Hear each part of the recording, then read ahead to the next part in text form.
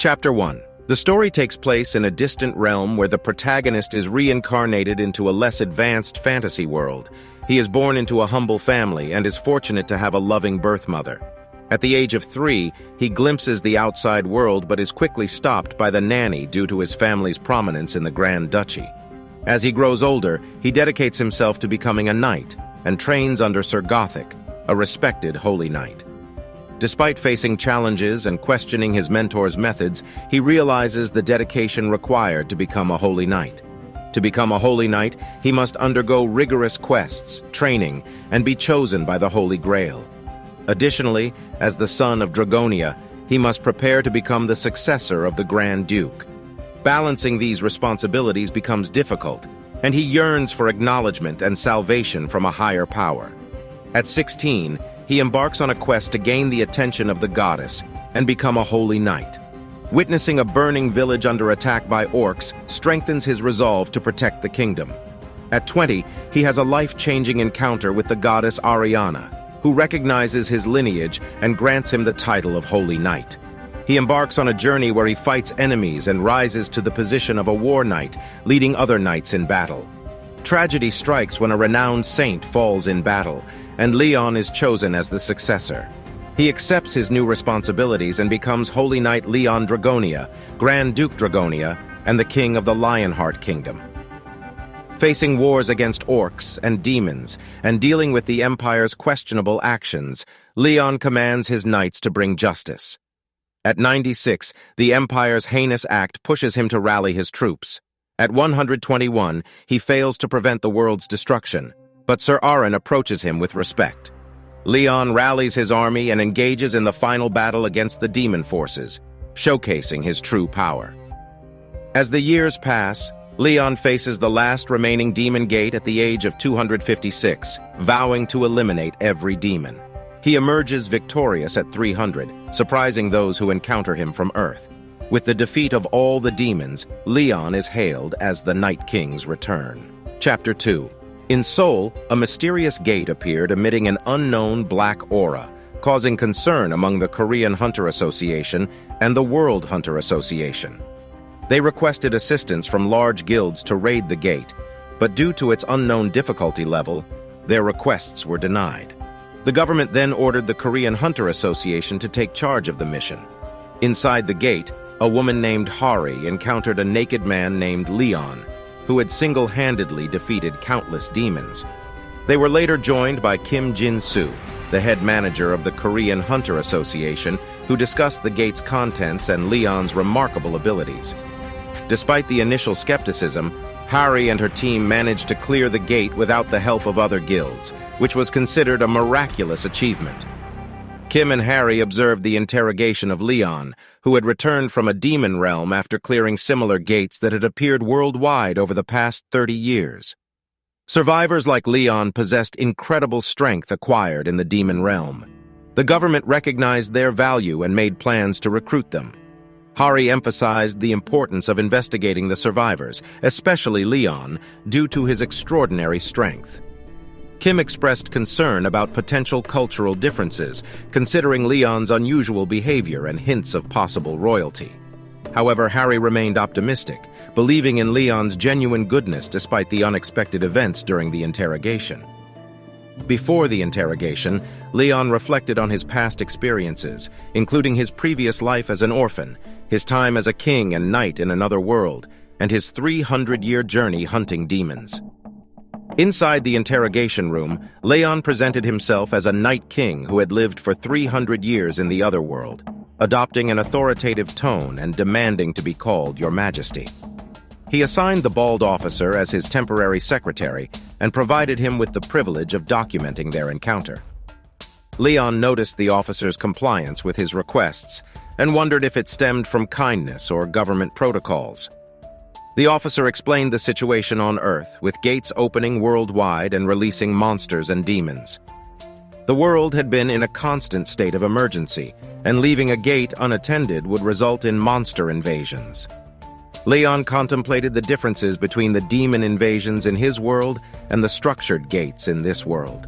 During the officer's absence, Leon became angered by the peasant food he was served, expressing his royal status and demanding respect.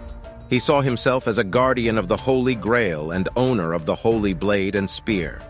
Leon perceived the chaotic state of Earth as a result of a lack of religious faith and believed it was his duty to enlighten the people as the highest positioning member of the royal family, a Night King. Chapter 3. With grace and elegance, Leon skillfully sliced into his steak and enjoyed it, impressing Kim with his ability to differentiate between their meal and his T-bone steak. Harry, relieved by Leon's presence, misunderstood his compliment towards her bravery as potential interest in her. However, she soon clarified that Leon had only praised her for her courage. In an attempt to apologize, Harry interrupted Leon's meal and was recognized by him as the swordsman from before. Leon instructed her to sit, and Harry secretly signaled her triumph to Kim through security cameras. As they sat down, Harry asked Leon if the meal met his expectations. He admitted it was good and appreciated the chef's skill and sincerity. However, he explained that his initial treatment of them was due to their disrespectful attitude towards royalty, emphasizing the importance of proper respect and protocol when greeting foreign royals. Leon asked if Hari's name was Han, and she confirmed it. He mentioned hearing about demons on Earth, and Hari acknowledged their presence. Unbeknownst to Leon, Hari's mission was to persuade him to join the Hunter Association. She proposed that if he granted them his permission, the South Korean government would take responsibility for his well-being. Their objective was to recruit survivors and prevent them from joining other nations. Curious about settling in this world, Leon questioned if he would serve as a soldier in another nation's military. Harry hoped he would consider affiliating with their Hunters Association. However, Leon declared his intention to establish a new Knight's Order instead, surprising Harry. She silently agreed, realizing she had no other choice. Harry sought information from their superiors, frustrated by the influence of powerful guilds and their government's submissive stance. Their conversation was interrupted by an alarm notifying them of a dungeon break at Honam Plains, which could disrupt food production. Harry suggested calling S-rank hunter Lee Yong-wan from the Phoenix Guild, but Kim suspected their ulterior motives. Leon, sensing the gravity of the situation, asked about someone named Demera and received a smile in response. Arriving at the dungeon gate location, Lee Yong-wan recognized Kim and Hari. He revealed that the Phoenix Guild had allowed the dungeon break as retaliation for their rejected request for a tax exemption. Harry urgently pleaded with Lee Yong-wan to close the gate, but he dismissed her concerns mockingly. Leon stepped in, expressing disdain for Lee Yong-wan's mindset. Harry addressed Leon as Leon, Your Majesty, but he reprimanded her to use his title alone. Leon criticized Lee Yong-wan, shocking him with his audacity. As tensions rose, Harry revealed Leon as a survivor, changing Lee Yong-wan's attitude. Leon instructed Harry and Kim to provide a concise summary of the problem, as he was unfamiliar with the gate details. They explained the land infection and the need to purify it, clear the dungeon, and eliminate the threat. Leon agreed to take personal action but insisted on seeking approval from the local king. Harry wanted to proceed without permission, but Leon stressed the importance of following proper protocol. They decided to seek permission from the president, who received an urgent call about the situation. Harry approached Leon with a doll, and he explained it would be used to purify the infected land. The doll had to be made by women who had given birth. Leon destroyed multiple dolls as they didn't meet the condition until an elderly woman's doll caught his attention. Her doll impressed Leon, and he praised her for being a true patriot. Leon placed the doll on a table and called upon the Mother Earth, Demera. To everyone's surprise, the cup on the table filled with water on its own. The water entered the doll, and a voice addressed Leon as Lionheart. It was Demera, the deity of life and abundance, acknowledging his presence and marking a significant event for the world. Chapter 4. Leon approached the divine being Demera, acknowledging the contamination in the land and expressing his concern for the presence of evil. He shared his plans to establish his authority as a conqueror and guide the ignorant towards a new pantheon on Earth. Impressed by his determination, Demera offered her assistance in healing and purifying the land. She declared Leon as the head of her temple and their champion, aiming to spread her divinity through him. As Demera used her divine power to heal the land, it emitted a golden glow, captivating everyone's attention. Leon emphasized the importance of witnessing and learning from this display of divinity, criticizing their ignorance. Li Yongwan expressed doubts about the safety of magically grown crops, but Leon dismissed his concerns, asserting that the crops were blessed by the goddess. To prove his point, Li Yongwan appointed an appraiser to examine the crops, and it was revealed that they were blessed rice, capable of curing diseases and enhancing stamina and mana recovery. Kim quickly cooked the rice and experienced its powerful effects. Harry made an accidental discovery that consuming a bug granted a buff, further confirming the land's blessings. Realizing the potential benefits, Kim ordered the team to gather bugs to enter the gate with full buffs, boosting their morale. Demera bid farewell to Leon and departed, leaving him with final words of wisdom. Leon shared his belief in the importance of divine power and questioned whether their world had any gods. With the soldiers replenished and their buffs in place, Leon declared their readiness to proceed to the gate. Li Yongwan, resentful of Leon, revealed that the gate had already been partially raided and warned of a powerful monster inside that couldn't be defeated through ordinary means. The dungeon break posed a severe threat to everyone's lives. Chapter 5. As they delved deeper into the dungeon, Leon expressed his curiosity about what typically happened to gates after completing quests or defeating bosses. He preferred the idea of facing bosses in one-on-one duels. Harry attempted to explain that bosses were usually fought as a group, but her explanation fell short. During their exploration, Leon noticed a lifeless skeleton, indicating the dungeon's abundance of monsters. Harry clarified that certain types of monsters, like skeletons and zombies, continuously respawned as long as the boss was alive. This led Leon to realize that they were in a boss dungeon controlled by a potential necromancer. Their conversation was interrupted by a system notification announcing the start of the dungeon break, warning of imminent death for all living beings inside the gate. They had 3 hours to defeat the commander knight, Dullahan, which created a sense of pressure and urgency among the group. Kim expressed anger at not being informed about the situation earlier and directed his frustration towards Li Yongwan. They soon encountered Dullahan, mounted on his horse with his detached head in hand, accompanied by a massive army of skeletons. They had 2 hours and 58 minutes to defeat him. Observing the overwhelming number of skeletons, the group discussed the distribution of potions, focusing on providing them to the higher-ranked members. Kim assessed the available archers and mages for the upcoming battle. Kim gave strategic orders, instructing snipers to target long-ranged enemies first, and individuals with shields to prevent the skeletons from advancing. As the skeletons closed in, Kim engaged in combat with them, surprised by their strength but confident in his abilities as a B-rank tank. Kim noticed that even the normal skeletons possessed advanced spells and diverted their attention towards himself to attract their attacks. Meanwhile, Dullahan confronted Kim directly. Kim managed to block Dullahan's sword strike with his shield, but was thrown back into a wall, creating a hole. Concerned for Kim's well-being, Harry called for assistance from the reserve forces, understanding their purpose to aid comrades in such situations.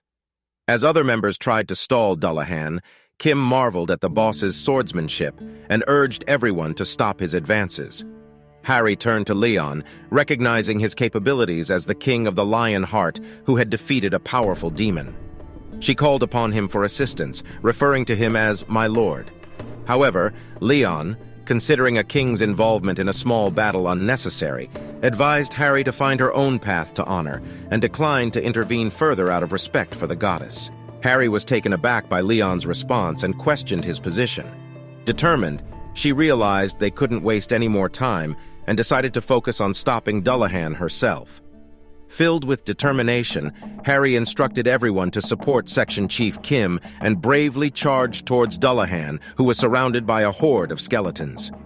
Using a skeleton as a platform, she leaped towards Dullahan, attempting to strike him with her sword. However, Dullahan easily blocked her attack, leading Harry to understand the need to separate him from the other skeletons. In a surprising move, Dullahan threw his detached head to obstruct Harry's vision, momentarily disorienting her. Taking advantage of her vulnerability, he launched a punch, which she managed to block with her sword but was sent flying by the force. Despite this setback, Harry succeeded in separating Dullahan from the other skeletons. Closing the distance, Dullahan swung his greatsword at Harry, but she skillfully evaded the attack, impressed by her own range of skills. She retaliated with a strike that engulfed Dullahan and the surrounding skeletons in flames, dealing significant damage. Harry launched another attack, but Dullahan blocked it with the blunt side of his blade, leaving her trapped without an escape route. Overwhelmed with fear, she closed her eyes, knowing she was unable to avoid the imminent danger. Suddenly, a resounding voice echoed through the area, and a sense of astonishment filled the air. All eyes turned to Leon, who was clapping. Addressing Dullahan, Leon expressed admiration for his swordsmanship and speculated that he must have been a noble knight in his previous life. Leon apologized for underestimating him as a mere undead and boldly declared himself the King of the Lionheart, willing to grant Dullahan the right to challenge him. He proposed a noble duel to end the fight without further casualties. Hari, Kim, and even the skeletons themselves were bewildered and amazed by Leon's audacious move. The idea of Leon challenging the boss to a duel seemed highly unlikely, yet it had become a reality due to his bold strategy. Chapter 6. Leon, standing near Dullahan, addressed him as a knight of honor and suggested that he should lower his neck. He implied that a one-handed weapon wouldn't provide a proper battle against Dullahan's presumed skill with two swords. To everyone's surprise, Leon retrieved a sword from his storage space, demonstrating his own prowess. Harry, hesitant but addressing Leon as Your Majesty, expressed her concern about Dullahan's need to be beheaded for defeat. Leon dismissed the significance, stating that it didn't matter. This realization left Harry pale-faced, wondering how Leon planned to win without beheading Dullahan. Nevertheless, Leon stood firm, emphasizing that the battle's outcome would be determined by the knight's honor. He introduced himself as the Archduke of Dragonia, the lion-hearted King of Lionheart, and the first knight of the Goddess of Light and Justice. Leon officially sanctioned Dullahan for the honorable challenge. Without further formalities, Dullahan attacked Leon with his heavy greatsword. Astonishingly, Leon effortlessly blocked the attack, maintaining his position. He redirected his sword, knocking Dullahan's greatsword aside. Leon's unwavering confidence and skill left the onlookers in awe. As Dullahan launched another assault, Leon skillfully blocked the attack yet again. Leon then uttered a single word filled with determination. Once. Despite Harry's concern, Leon remained composed and remarked that Dullahan's steps were too light. Harry, as the keenest observer, recognized Leon's technique and understood the intricacies of the battle. Leon swiftly adjusted the weight balance with a sword guard, executed a crosscut, and deflected Dullahan's attack with ease. Leon's skill and unwavering confidence led Dullahan to admire him. Dullahan desired a proper duel and to fight as a knight without relying on necromancy. He yearned to rekindle the days when he dueled honorable knights. Dullahan's greatsword slipped from his grasp, and Leon counted 10th. Leon praised Dullahan, noting the increasing precision of his swordsmanship. Dullahan acknowledged his return to his glorious days as an honorable knight. Dullahan knelt before Leon, holding his severed head high. He reflected on his battles without honor and found redemption in their duel. Leon placed his hand on Dullahan's head, praying for him and expressing his desire to meet him again in the gods' banquet hall. Leon summoned a brilliant radiance, and Dullahan's body dissipated, finding peace at last. Outside the dungeon, Harry and Kim reflected on the extraordinary events. They were curious about the radiant light, and Leon explained that using divine power earlier would have meant Dullahan's end as a necromancer. Leon expressed his intention to collect the loot, and they examined the valuable items obtained from the battle. However, Leon shattered a dark orb, considering it worthless and chaotic. In the end, they successfully cleared the Honam Gate, obtaining Dullahan's cape. This is part 2 to this story. Hey guys, if you like this video through the end, please give a thumbs up, share it, and subscribe in the end so I can keep bringing more and more content for you all. Chapter 7. Even though it has been 4 days since Leon returned to Earth, A lot of things happened within these 4 days, and Harry seems tired and exhausted by the whole ordeal that she had to face after meeting him, as she keeps standing with a food cart filled with expensive wine and food. It seems that when Harry went to Leon to talk about the matter of taxes, he couldn't help but wonder why would anyone ask him for taxes when he considers himself the king. Harry tried her best to make him understand by talking about it to solve the matter by using his mana stones. But he was too overwhelmed to even listen to her for once, as he kept blabbering about his ranks and whatnot. She stopped following through on the matter since it wasn't her job to discuss it, but they gained some new followers for the cause, as divine power was introduced into the land which was considered valuable to them. When the followers asked about the taxes to Leon, he claims that paying 90% of their yield will be their taxes, which was already too much for them at that moment. Leon couldn't fathom why they would worry about going hungry as the follower of the goddess, as the welfare, costs of living, food, and everything else is about to be taken care of under his guild and leadership. Harry decides to make them understand by showing the blessed rice, which has an insanely high appraisal value, as it was priced at 150,000,00001, which felt like too much for the followers even though they are blinded by the faith. Then another problem arises, which is Leon's own residence. As soon as he is introduced to his residence, he couldn't help but wonder how he could reside in the midst of a battlefield that he considers as filthy for not having a single piece of artwork inside the apartment. He makes continuous demands for a luxurious bed and a few servants who will always be on standby, and also an artwork that he could admire at any given time of the day. To solve that problem, Harry continues to search for 5-star hotels until 2 a.m. just to rent a suite room, while she continues to grovel for forgiveness while calling him His Majesty. The rundown was completed after compromising to just have a painting or a ceramic piece on the room's display in the end, which brings the story to the present time. Harry brings food for Leon while Leon is chilling in a corner, drinking expensive wine as she is exhausted. But for some reason, Leon cares about her well-being and questions her if she has eaten already or not. He suggests she should not go around skipping meals as it would harm her health while she serves the expensive food she brought for Leon. Surprisingly, Leon suggests that she should take a seat as she was thinking of having a sandwich later for breakfast. She couldn't help but wonder if Leon is about to share his meal with her or something, so she decides to have a seat, being overwhelmed by the uncanny hospitality as she continues to sweat all over her forehead. Then all of a sudden, all of her dreams come crashing down on her as gets mad at her for not making sure to check if the ribs that are served to him are easy to eat or not. While she tries to clear up the misunderstanding by opening up to him, he makes it quite clear that he isn't about to share his food with someone like her, as she is just a normal citizen to him. Leon decides to ride the car in the busy street while he receives the news that all of his requests are about to be followed through to the end. It seems that the Hunter Association has made its decision to provide Leon with the support of funding and resettlement aid. But it gets disclosed that the place that he is about to have for him isn't as good as a palace, but the association is about to make sure that he is comfortable till the end, as he wished to be in a better place to admire art. But the good news to Leon doesn't feel like much, so he just admits anxiously that it is so considerate of the Hunter Association to make amends for him. Leon decides to create a mockery by claiming that he couldn't ask for too much as a guest, and he is about to leave that matter to Harry, as she is the one who looks after him in the end. Then Harry brings up the question of distributing the loot to Leon while staring at him in the back seat, while he once again anxiously advises her to take care of it herself. The topic makes Harry feel uncomfortable, and the anxiousness is wiped all over her face as she keeps staring at him for a while. Leon claims that he would be the one taking away the cape so the rest can be divided among everyone else, which Harry accepts without even questioning him for once.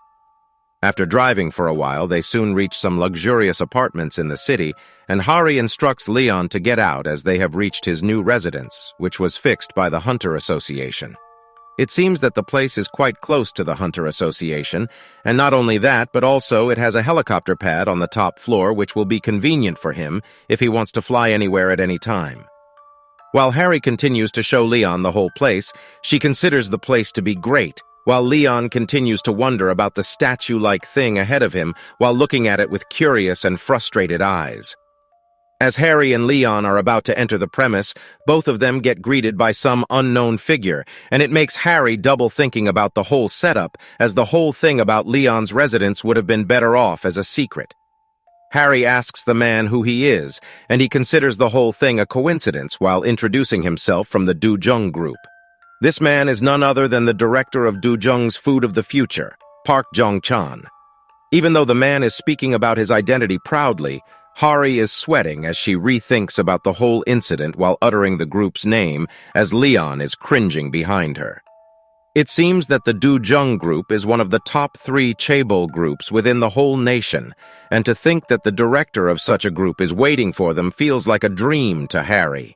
The man then shifts his glance at Leon while calling him the name of the famous survivor, while Harry continues to contemplate the whole thing, knowing that the man knew about their presence beforehand. Park decides to have a handshake with Leon while greeting and uttering his full name, but Leon starts raging instantly while calling him a mere merchant who provides no value to him. Leon soon gets introduced into his residence, which is about to be settled for a year, according to the information given by the Hunter Association, and they are about to take care of everything for him in there. Harry felt like it was a relief, as the information regarding the survivors is top secret for now, since she barely knows about the intentions of Park Jong-chan, while Leon ignored him properly by avoiding his handshake. While Harry and Leon get inside Leon's newfound residence, Mr. Park continues to stand like he was lightning struck on a stormy night, leaving him shocked to the core. Harry questions Leon about the man's intentions to Leon, which he feels like a reasonable thing to do, as Park Jong-chun is nothing else than a merchant, and he had his own benefits included. Leon thinks that the man was pursuing profit as they now have the blessed rice in the Honam Plains, as the urgency made the situation quite clumsy, as the management of the information didn't go as well as it was planned. As the whole ordeal was revealed to the public, it created a mess everywhere, and the Hunters Association now is heavily involved and frustrated at the same time, leaving them with no options. When a streamer recorded the whole situation with his phone, the association requested that man delete the video for safety reasons. But nothing worked, as he just continued to upload it once in a while on the channel of Farmer Mr. Park, as it is witnessed by Hari on the internet. Also, Park Jong-chun was frustrated by the whole situation, calling Leon an arrogant savage for ignoring his greeting, and he even decided to go through the plans of checking out the effect of the blessed rice E. His scientist claims that it is indeed real, but he has his fair share of doubts since it was only tested on rats instead of testing it on humans. But it seems that they have already sent men to research more about it in order to obtain more information about it, where their men witnessed a dying dog recovering suddenly. Not only that, but also, people with chronic inflammation and sinus infections immediately felt better after having a mere portion of the rice, while the others were cured of all kinds of minor and major diseases throughout the village. Even though they haven't gotten any kind of data regarding testing the rice on humans, the effects are reflected everywhere in the village where the farmers are cultivating the rice in their lands. Mr. Park has an evil smirk on his face while considering all the facts, knowing that the rice truly works. But he is still having chills about Leon, who is about to make the whole scene quite problematic for him, as he has already rejected his greeting. The chances of acting friendly in the future get less and less as time passes, which leaves him with no opportunity to make it in his favor.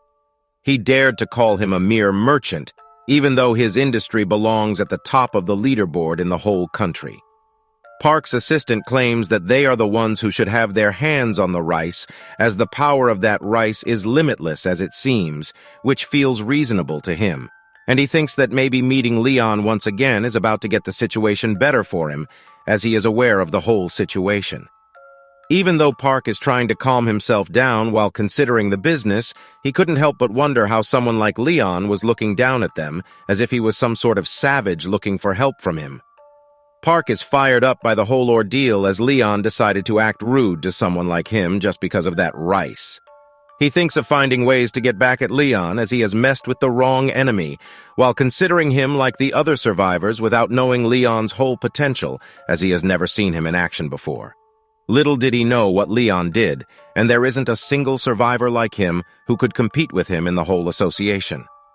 Park seems ready to go as far as he needs to get back at Leon, and after thinking for a while, he thinks of some way which will let him get his revenge. Park thinks of overpowering Leon with heavy culture shock while calling him a savage as he thinks that he will be able to get Leon under his feet with his mischievous actions. Thanks for staying with us this whole time. This will be all for today, and if you want to support the channel just like Harry by becoming our supporting companion, think of the channel as Leon, the king himself. Comment whether you want the next part of the story and check out my other videos on the channel as well in the meantime. See you again. Until then, see you next time. Chapter 1. At the start of the story, we encounter a boy feeling dissatisfied with the repetitive nature of gaming. His frustration leads him to throw his Nintendo Switch in disappointment. However, his curiosity is sparked when he discovers an indie RPG called Dungeon and Stone. Despite the game being in English and his uncertainty about enjoying it, he decides to give it a try. Choosing the barbarian class out of experimentation, he becomes completely engrossed in the game, rediscovering the joy of gaming. The game presents challenges such as requiring an NPC character in the player's team and implementing a permanent death system. As the difficulty increases, the boy's initial enjoyment turns into frustration. Nevertheless, he persists and reaches the final boss room, the Gates of the Abyss, where he experiences a mix of excitement and nervousness. Upon entering the boss room, he realizes that the game unexpectedly switches to Korean text, which angers him due to the language barrier. Suddenly, a blinding light engulfs him, causing pain and leading him to lose consciousness. Upon regaining consciousness, he finds himself surrounded by young barbarian warriors in a surreal world lit by torchlight. Despite the language barrier, he understands their unique language and notices his own transformed body as a muscular barbarian with tattoos. The chieftain instructs the warriors to select their weapons, and Bjorn, the protagonist, realizes that he has become the character he once controlled in the game. Another player with braided hair voices his confusion, and the chieftain accuses and kills him, claiming he was possessed by an evil spirit. Bjorn suppresses his panic, aware of the dangers of showing any emotion. He learns that anyone who spawns into the game is considered an evil spirit, and becomes a target once discovered. Amidst these events, Bjorn realizes he doesn't know his name. Taking a chance, he responds when the chieftain calls out the name Bjorn, determining it will be his name from that moment forward. Chapter 2. Locked in a tense stare, Bjorn and the chieftain locked eyes, silently challenging each other. However, the chieftain's expression turned joyful as he asked Bjorn to choose a weapon. Bjorn was relieved that his true nature remained hidden, and he embraced his identity as Bjorn, son of Jandel. Deciding on a weapon that suited his playstyle as a close-quarters brawler, he surprised the chieftain by selecting a shield. Bjorn believed it was the best choice, drawing on his gaming experience and understanding of survivability. Proclaimed a warrior by the chieftain, Bjorn completed the synchronization process, and the scene shifted back to his gaming setup in the real world. His character's stats were impressive, including high physical and mental levels, an overall item level of 24, and a combat ability score of 67. Bjorn's decision to focus on a defensive build with his barbarian character stemmed from his discovery of a shield in-game.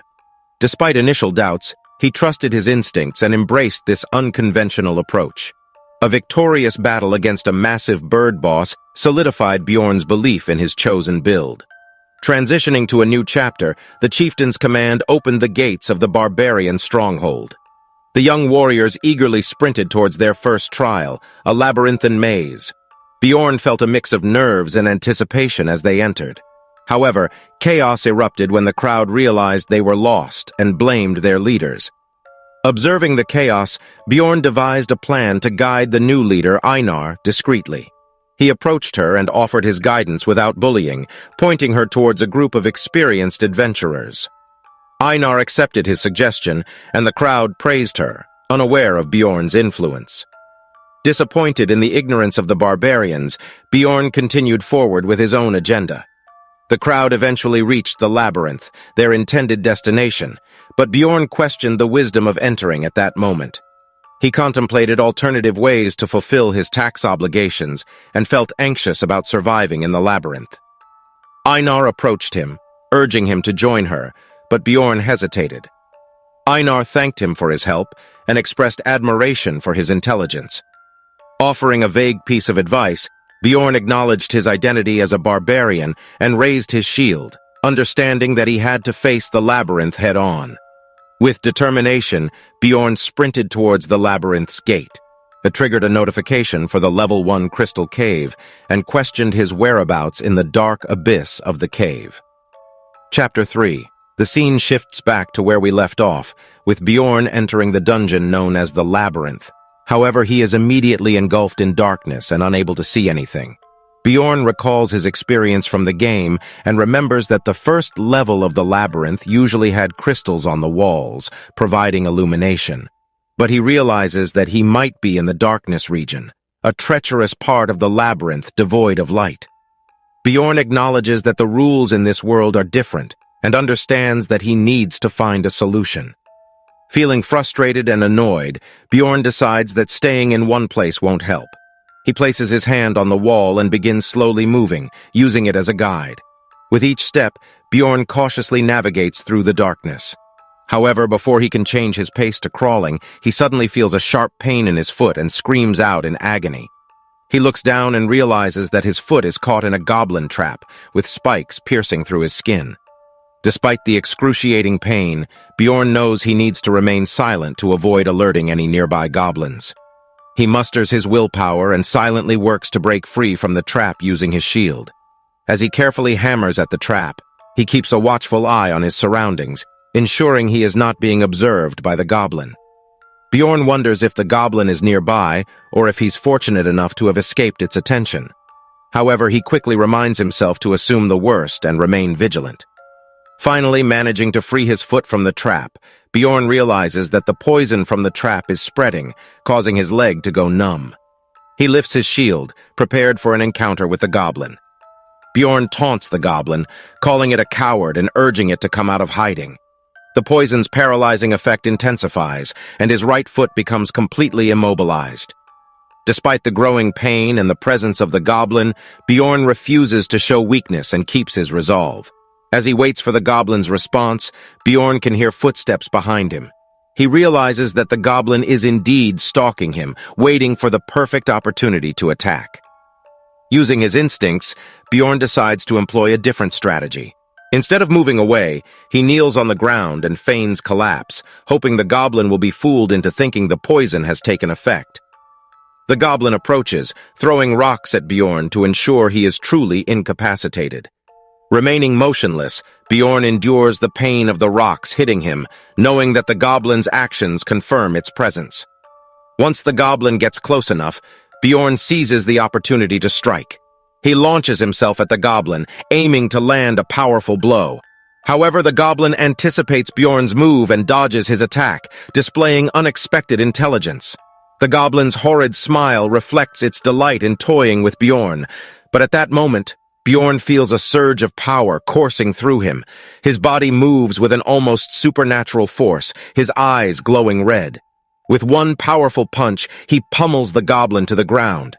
Bjorn continues to deliver a relentless onslaught of punches, expressing his newfound strength and asserting that he is not the prey in this scenario. The goblin cries out in pain as Bjorn's fists of iron crush it to death. As the life drains from the goblin, Bjorn revels in his victory, realizing the immense difference between his current body and the sickly boy he once was. Witnessing the disintegration of the goblin's body, he notices a red gemstone left behind. Picking it up, Bjorn recognizes it as a grade 9 magic crystal with an estimated value of 1 piece of bread, a meager reward for enduring such suffering. Despite the disappointment, Bjorn wears a sad smile, understanding that this world is not fair. He sinks back to the ground, using all his strength to get up. It dawns on him that this is not merely a game, and he vows to never mistake this reality for a game again. Chapter 4. In his injured and weakened state, Bjorn crawls through the dark region, leaving a trail of blood. The pain intensifies as he triggers more traps, but he perseveres, determined to survive. Despite contemplating seeking help, he dismisses the idea, believing that nobody would aid a barbarian like him. He reflects on the fate of the player struck down by the chieftain, unsure if they survived or perished within the game. With his vitality at a critical level, Bjorn considers the role of religion in finding solace in times of suffering. Though not strongly religious himself, he acknowledges its potential comfort. Pushing forward, he spots brighter light ahead, signaling progress. Eager to escape the darkness, he musters all his strength to reach the illuminated area and assess his injuries. Emerging into the light, Bjorn calls for help, catching the attention of a passing group of adventurers. The party leader, intrigued by Bjorn's condition, approaches with his companions. They are experienced and well-balanced, comprising a mage, priestess, rogue, and 2 warriors. Curious about Bjorn's arrival in the dark region, the party leader inquires about secret passages, hinting at a possible transaction. Bjorn recounts his experience, and the party leader explains the concept of dimensional instability. Bjorn realizes the significance of his encounter, having witnessed something the veteran adventurers hadn't seen before. After sharing his story, the adventurers continue on their way, leaving Bjorn behind.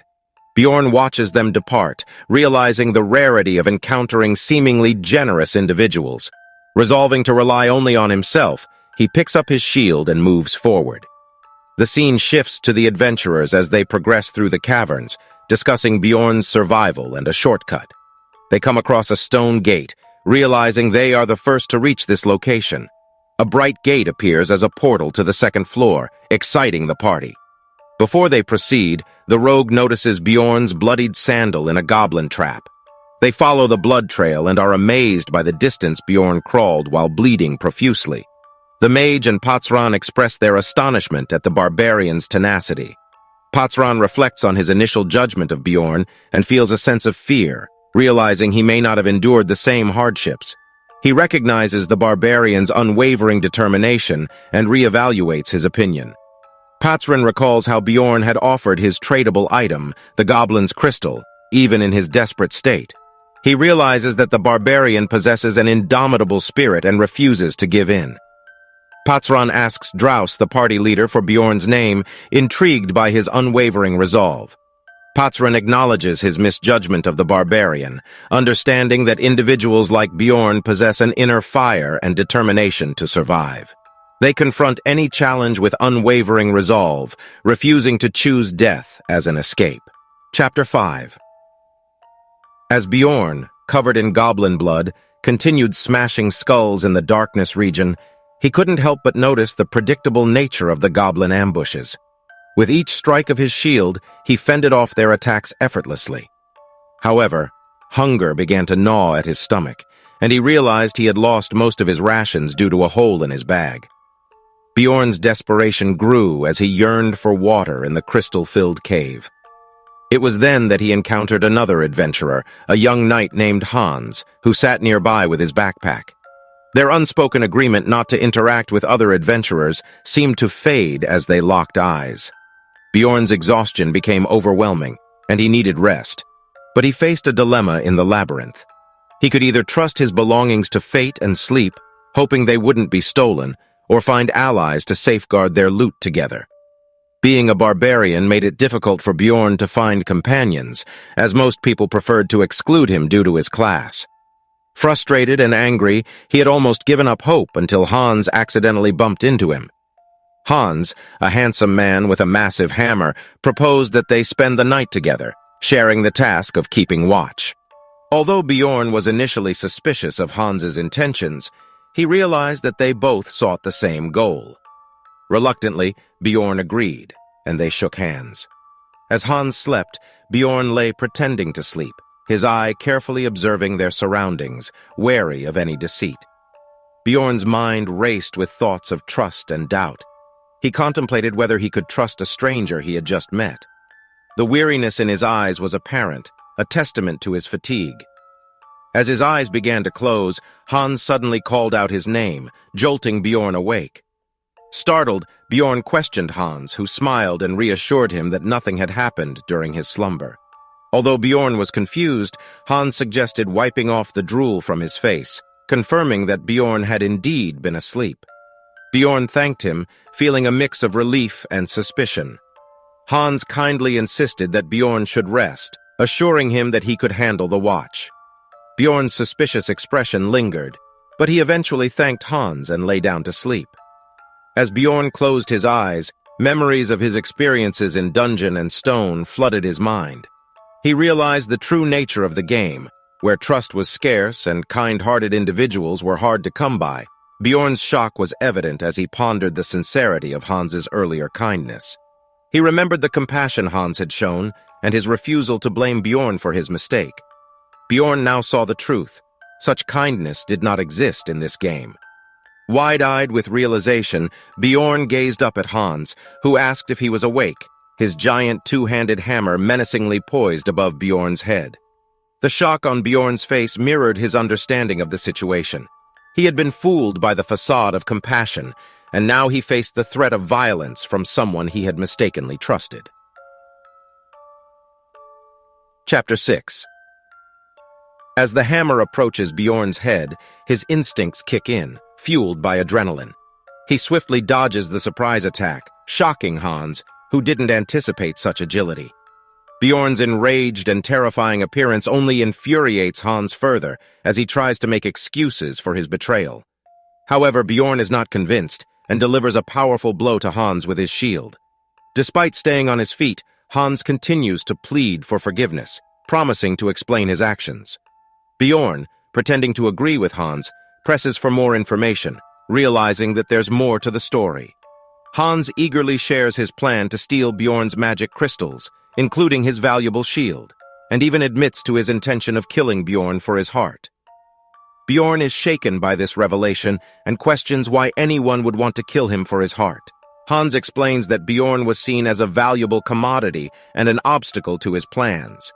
Mocking Hans's pleas, Bjorn ponders whether he should forgive people like him who constantly seek forgiveness after committing treacherous acts. Despite Hans's continued begging, Bjorn ultimately decides to end his life, gaining an achievement for his first murder. He takes Hans's belongings, significantly improving his equipment and preparing to continue his adventures in the game. As Bjorn encounters more goblins in the caverns, he dispatches them with ease, thanks to his improved battle stats and newfound weapon. However, he realizes the importance of sleep and the risk of fatigue and death. Despite the increased chance of encountering goblins, Bjorn considers sleeping alone, believing it safer than trusting other adventurers who may betray him. But just as he attempts to sleep, another pair of goblins appears, frustrating him. Bjorn defeats the goblins but is interrupted by a notification that he was attacked while sleeping by a cunning goblin that stabbed him. He swiftly eliminates the goblin and tends to his wound with a healing potion. Aware of the value placed on barbarian hearts, Bjorn understands the difficulty of finding a trustworthy overnight companion. He encounters human adventurers who invite him to join their parties but declines, seeking a fellow barbarian or trustworthy non-human companion. Learning from an adventurer that finding another barbarian would be challenging, Bjorn thanks them for the information.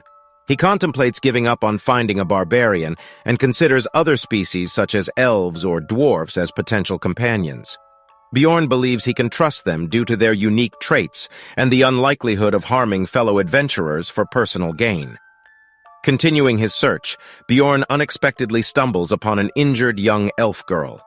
Realizing he has found his overnight companion, he is ready to assist her despite her injuries. Chapter 7. The young elf, Erwin, stared at Bjorn with her golden irises, visibly nervous and sweating. Bjorn, known as the fearsome barbarian, was surprised by her reaction and understood that his intimidating presence had intimidated her. He noticed that Erwin had a confused expression on her face and asked if she was alone. Clutching her bow tightly, Erwin remained silent, appearing defensive and fearful. Bjorn observed a wound across Erwin's stomach and realized it wasn't from a goblin's dagger. He inquired if she had been hurt by a human, but she still didn't respond. Despite her attempts to stand, she quickly fell back to her knees. Tears streamed down her face as she begged Bjorn for help, pleading for her life and mentioning her little brother at home. Bjorn felt a mix of confusion and frustration. He hadn't expected an elf to behave so meekly, as most elves typically displayed a cold demeanor.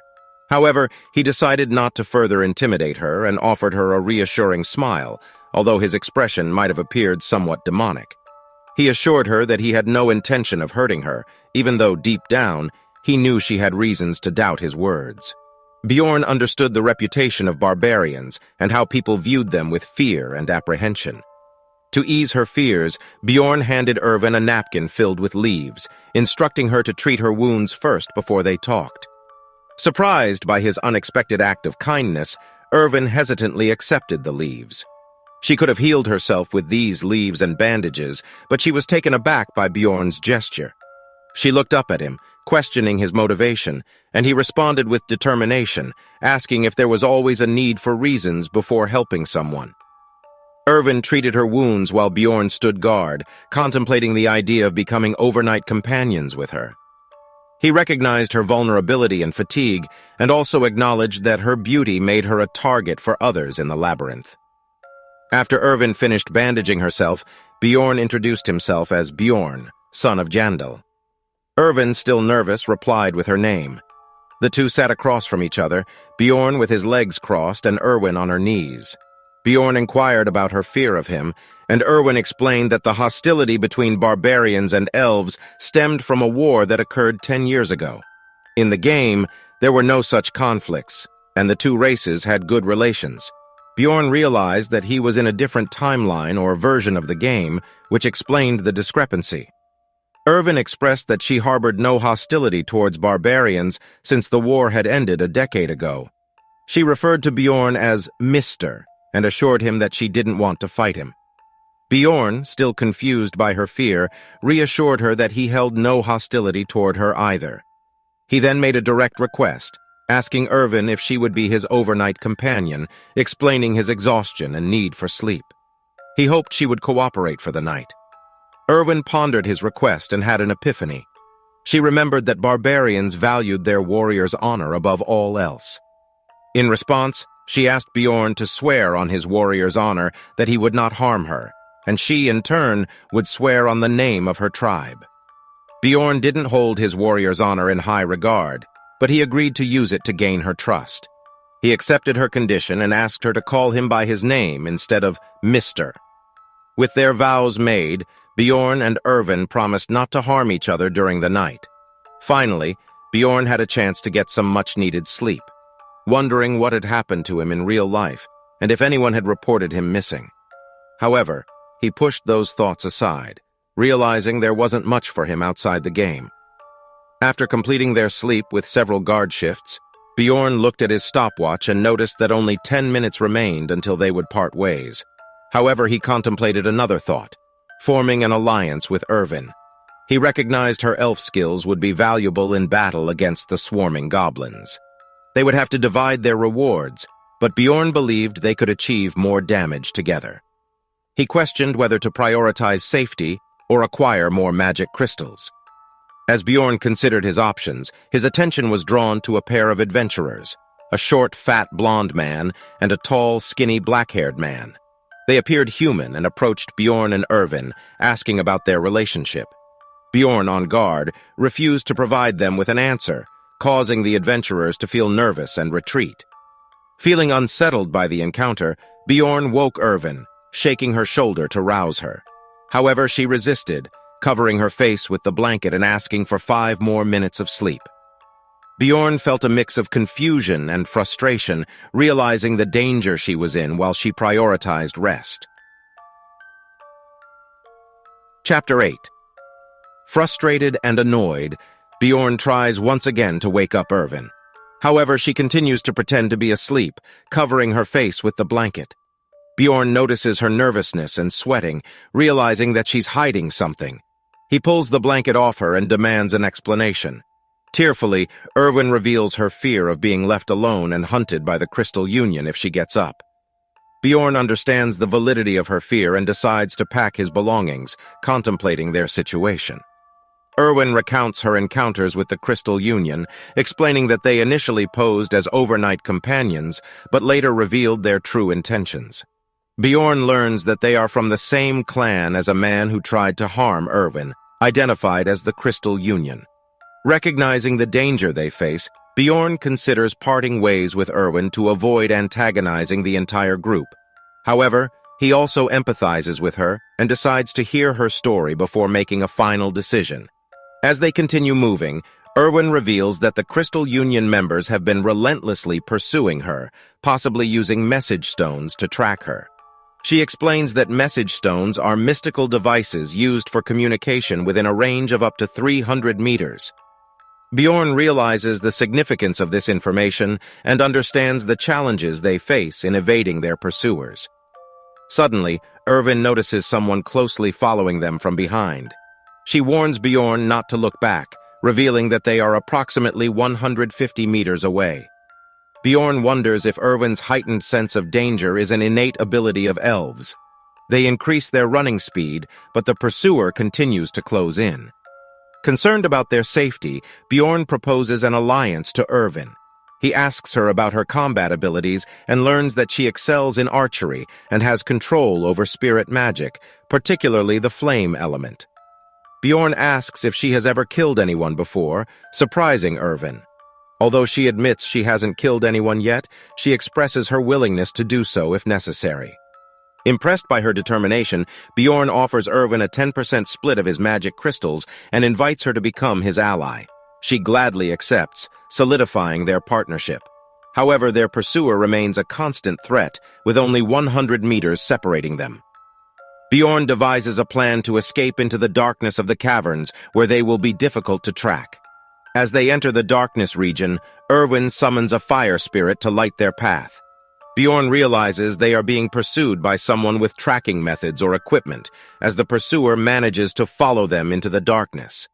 Bjorn instructs Irwin to shoot the pursuer with her bow, and she successfully kills him with a precise shot to the forehead.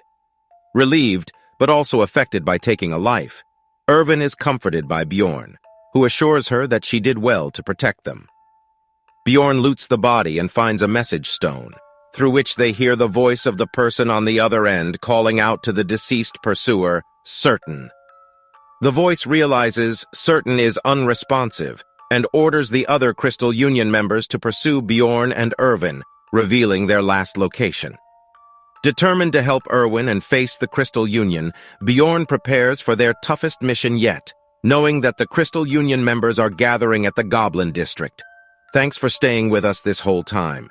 This will be all for today, and if you want to support the channel just like Irwin by becoming an elf companion, think of the channel as Bjorn. Comment whether you want part 2 of the story, and check out my other videos on the channel as well in the meantime. See you again. Until then, see you next time. Hey guys, I really hope that you like the material that I've been giving you. I hope you like the recaps that I've been giving you.